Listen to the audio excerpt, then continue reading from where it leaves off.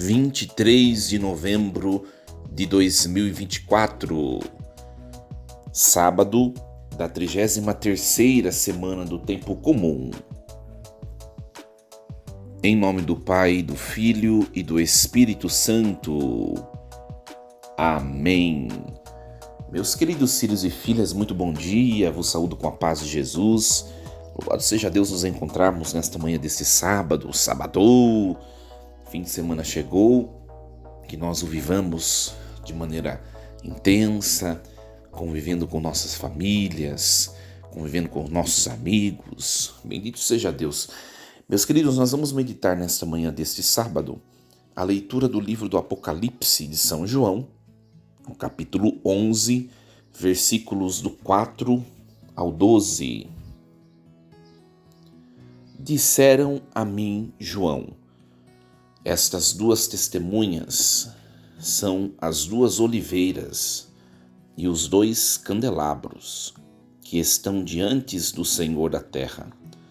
Se alguém quiser fazer-lhes mal, um fogo sairá da boca delas e devorará seus inimigos. Sim, se alguém quiser fazer-lhes o mal, é assim que vai morrer. Elas têm o poder de fechar o céu, de modo que não caia chuva alguma enquanto durar a sua missão profética. Elas têm também o poder de transformar as águas em sangue.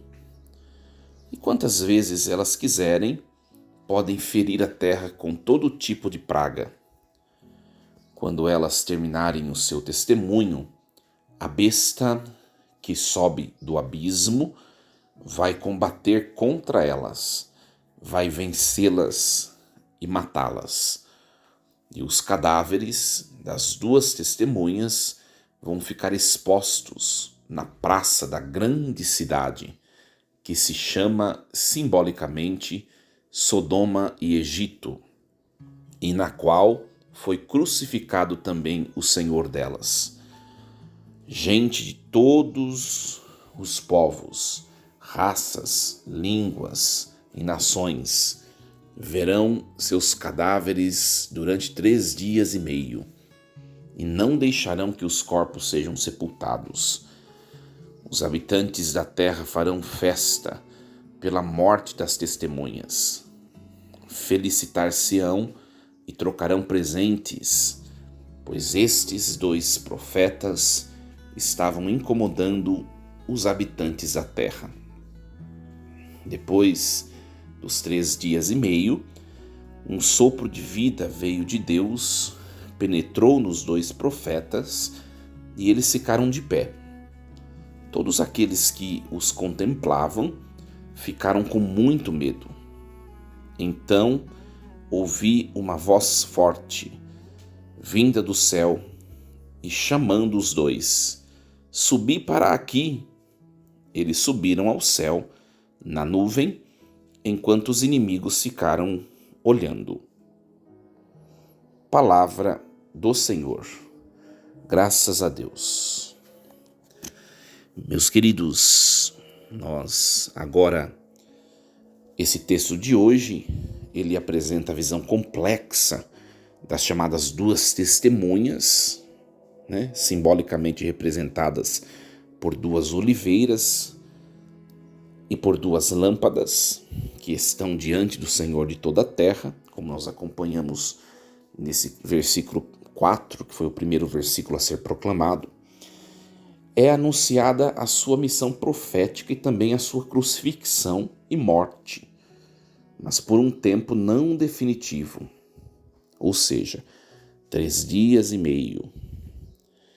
O seu regresso à vida será provocado por um sopro de vida que veio de Deus, enquanto uma voz vinda do céu lhes ordenará que subam até o céu. Esse chamado que nós ouvimos no finalzinho, subam para aqui. Meus queridos, quanto à identificação dessas 2 testemunhas, há opiniões diversas entre os exegetas, os especialistas do Apocalipse. Alguns enxergam nessas 2 testemunhas apenas figuras simbólicas, outros algumas figuras históricas, né? A referência a essas as duas oliveiras recorda a visão profética lá do profeta Zacarias, durante o período pós-exílico, né? Nós podemos acompanhar no livro de Zacarias, no capítulo 4, né? Uma indicação do poder político, que era o governador da época, né? Zorobabel, e também uma indicação do poder religioso, que era o sumo sacerdote Josué. No texto do Apocalipse, essas duas testemunhas elas possuem o poder de Moisés e o poder de Elias. São profetas, mas o seu testemunho será interrompido pelo chamado monstro que sobe do abismo, né? Esse monstro que sobe do abismo, que nós acompanhamos no versículo, acho que 7, isso. Ele é interpretado, esse monstro que sobe do abismo, como a figura do imperador romano da época em que foi escrito o texto, que era o imperador Nero, né? A cidade Sodoma e Egito, ela pode ser interpretada como a cidade de Roma. E essas duas testemunhas, muitas vezes, são compreendidas como os dois apóstolos, Pedro e Paulo, que foram mortos em Roma, né? A morte desses dois apóstolos, aqui o texto diz por crucifixão, né? Provoca a alegria dos homens de vários povos, tribos, línguas, nações, né? Olha só, o versículo 9. Gente de todos os povos, raça, línguas, nações verão seus cadáveres durante 3 dias e meio e não deixarão que os corpos sejam sepultados, né? Esse povo se alegrará com a morte desses dois apóstolos. Então, tudo isso simboliza as forças hostis do mal, mas essas forças elas não obterão vitória definitiva, né? No versículo 10 é que diz que os habitantes da terra farão festas pela morte dessas testemunhas. Então, minha gente, nós percebemos que aqui no livro do Apocalipse, nesse trecho, é bem um relato histórico do que está acontecendo lá na grande cidade, né? Em Roma, a perseguição dos cristãos, né? Infelizmente tem muita gente que não tem muito conhecimento, né? E vai começar a interpretar o texto de maneira muito, muito estranha. Tem gente que depois vai dizer que o próprio Papa é a besta, né? Não sei se vocês já escutaram isso, né? Cuidado com essas interpretações, né? Aqui o escritor literalmente está significando como besta, como eu acabei de dizer, o imperador romano e essas duas testemunhas, né? Que serão mortas, serão expostas, serão motivos de chacota, motivos de alegria dos habitantes da grande cidade, mas que essas duas testemunhas serão honradas. Elas obterão a vitória definitiva e não as forças do mal.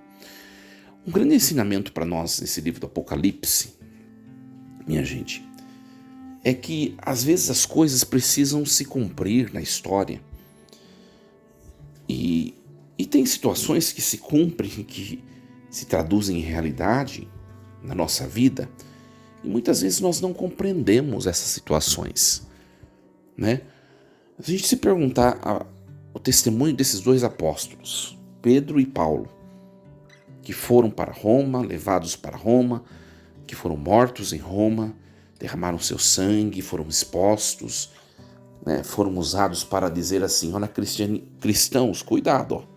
O chefe da igreja de vocês foram mortos, vocês também serão. Então parem com isso, né? Essas coisas não podiam ser evitadas por Deus? É a grande pergunta que emerge do nosso coração. Podiam, minha gente. Podiam. Acontece que o corpo místico de Cristo, né, nós que somos os seus membros, os membros do corpo de Cristo, nós precisamos seguir o testemunho de Cristo cabeça.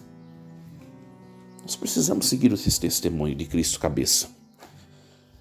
Isso é importante que a gente compreenda, porque senão a gente acaba entrando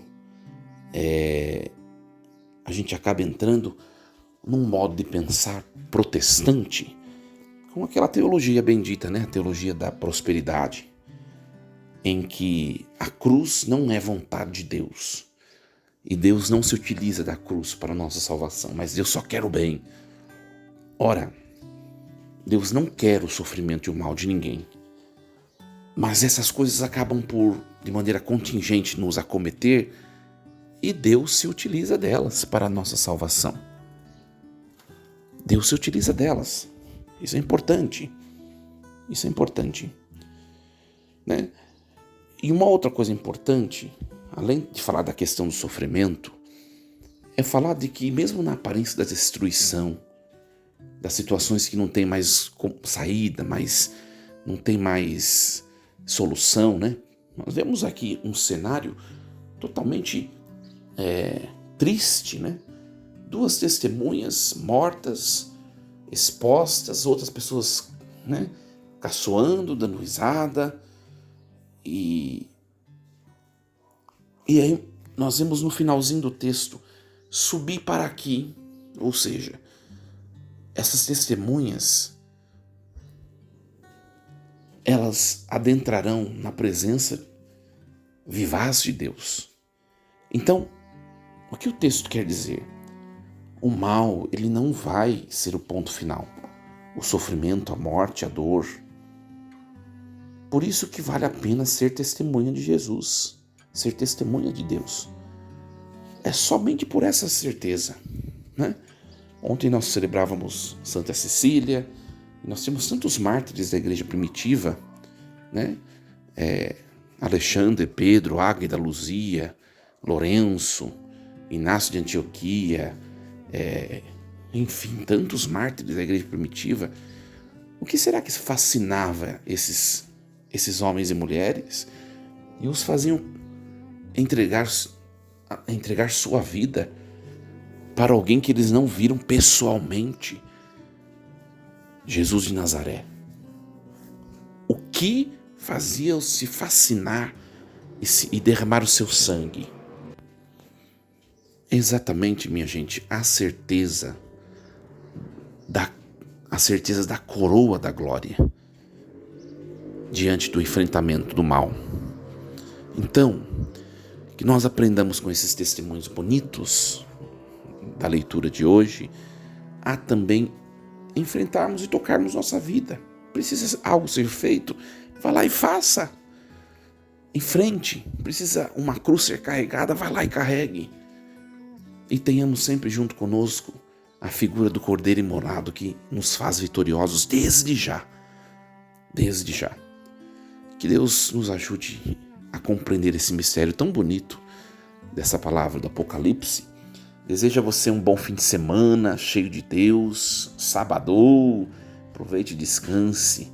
Aproveite o convívio das pessoas. Amanhã, domingo, nós postaremos a homilia dominical, como de costume, a missa, que também você pode acompanhar a missa ao vivo nas redes sociais de minha paróquia, né? E na segunda-feira nós retomamos com esse programa, Reflexão Diária. Força e coragem. Em nome do Pai, do Filho e do Espírito Santo. Amém. E lembremos-nos sempre, Deus está no comando de tudo.